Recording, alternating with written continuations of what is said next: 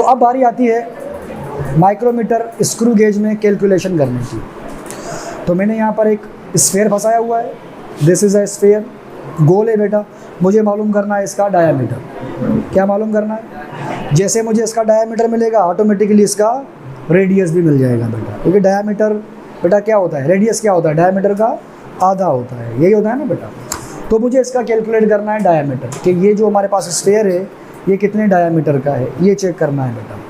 तो मैंने यहाँ पर क्या किया, मैंने यहाँ पर स्पिंडल और एनविल के दरमियान मैंने इस स्फेयर को फंसा दिया, मैंने इस स्फेयर को फंसा दिया, और यहाँ पर मैंने रेचिट से इसको क्या कर दिया, ऐसे टाइट कर दिया। अब ये कहीं से हिल नहीं सकता, ठीक है। तो अब मैं क्या देखूंगा, पहले मैं इसकी मेन स्केल रीडिंग देखूंगा। कौन सी रीडिंग? मेन स्केल रीडिंग देखूंगा। तो मेन स्केल रीडिंग मैंने यहाँ पर देखी, ये 0 से स्टार्ट हुई, और 0 से स्टार्ट होने के बाद मेन स्केल रीडिंग इसकी आ रही है 10.1 मिलीमीटर। 10.1 मिलीमीटर ये है इसकी मेन स्केल रीडिंग। बड़ा लिखो, मेन स्केल रीडिंग है 10.1 मिलीमीटर, ठीक है, लिख लिया बेटा, 10.1 मिलीमीटर। अब हम इसकी सर्कुलर स्केल की रीडिंग लेंगे।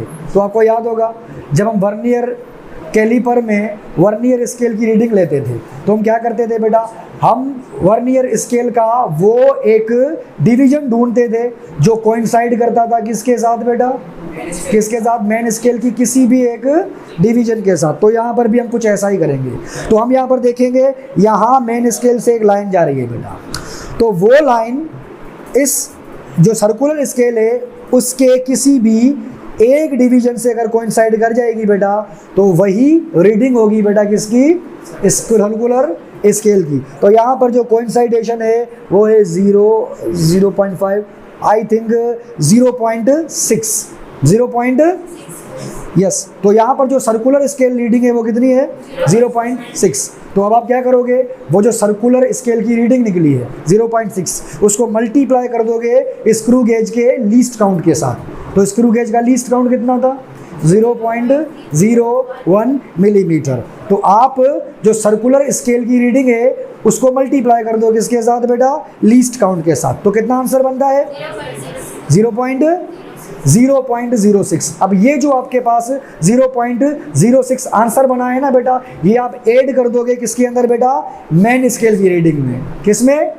तो मेन स्केल की रीडिंग कितनी थी, अब उसमें आप ऐड कर दो ये वाले आंसर को, तो क्या आंसर आ रहा है बेटा, 10.16 मिलीमीटर बेटा। ये जो मैंने स्फेयर यहाँ पर फंसाया हुआ है उसका क्या है, डायामीटर है। अब मैं अगर आपसे पूछूं कि इसका रेडियस कितना होगा, तो इजीली कैलकुलेट कर सकते हो। इसी को डिवाइड कर दोगे किसके साथ, 2 के साथ। तो इस तरीके से आप बेटा इसका रेडियस भी निकाल सकते हो। ना सिर्फ यहाँ पर हम इसका रेडियस और डायामीटर निकाल सकते हैं, बल्कि किसी लंबी चीज़ की लेंथ भी निकाल सकते हैं। तो कोई भी चीज़ अगर आप यहाँ पर फंसाओगे, उसकी लेंथ कैलकुलेट करनी है तो आप इजीली कैलकुलेट कर सकते हो। That's it.